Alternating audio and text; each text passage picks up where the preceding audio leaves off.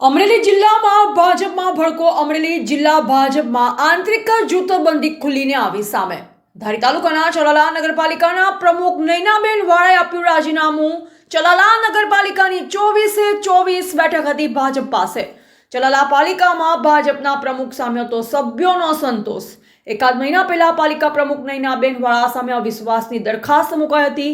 પાલિકા પ્રમુખ નૈનાબેન વાળાએ કલેક્ટરને કૌટુંબિક કારણ ધરી આપ્યું રાજીનામું. અમરેલી કલેક્ટર વિકલ્પ ભારદ્વાજ દ્વારા પાલિકા પ્રમુખનું રાજીનામું સ્વીકાર્યું.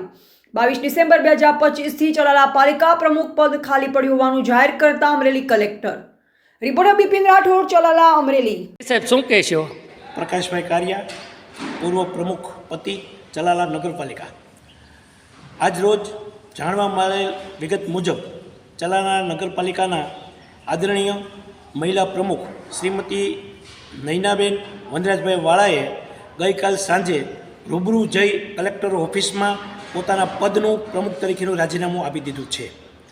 રાજીનામું આપવા પાછળનું કારણ જાણવા મળ્યું છે કે અંદાજે 1 થી 1.5 મહિના પહેલાં નગરપાલિકાના જ 24 સભ્યો ભારતીય જનતા પાર્ટીમાં ચૂંટાયેલા હતા. તેમાંથી 20 સભ્યોએ જુદા જુદા આક્ષેપો સાથે અવિશ્વાસની દરખાસ્ત નગરપાલિકાના પ્રમુખ અને ઉપપ્રમુખ સામે મૂકેલી હતી. ત્યારબાદ નિયમ મુજબ નિયત સમયમાં પ્રમુખ અને ઉપપ્રમુખશ્રીએ જે બેઠક બોલાવવાની હોય, જે સામાન્ય સભ્ય બોલાવવાની હોય એ બોલાવી નહીં શકતા. આખરે ચીફ ઓફિસરશ્રીએ કલેક્ટરશ્રીને રિપોર્ટ કરતાં આદરણીય કલેક્ટર સાહેબશ્રીએ આવતી 24/12ના રોજ નગરપાલિકાની સામાન્ય સભા બોલાવેલ હતી. એ સભામાં અવિશ્વાસની દરખાસ્ત બાબતે કાર્યવાહી થવાની હતી. તે પૂર્વે જ ગઈકાલ સાંજે નગરપાલિકાના આદરણીય મહિલા પ્રમુખ શ્રીમતી નૈનાબેન વનરાજભાઈ વાળાએ પોતાના પદ પરથી પ્રમુખ પદેથી રાજીનામું ધરી દેતા ચલાલા નગરપાલિકામાં રાજકીય ભૂકંપ સર્જાયો છે અને લોકોમાં એક તરહની ચર્ચાઓ ચાલી રહી છે.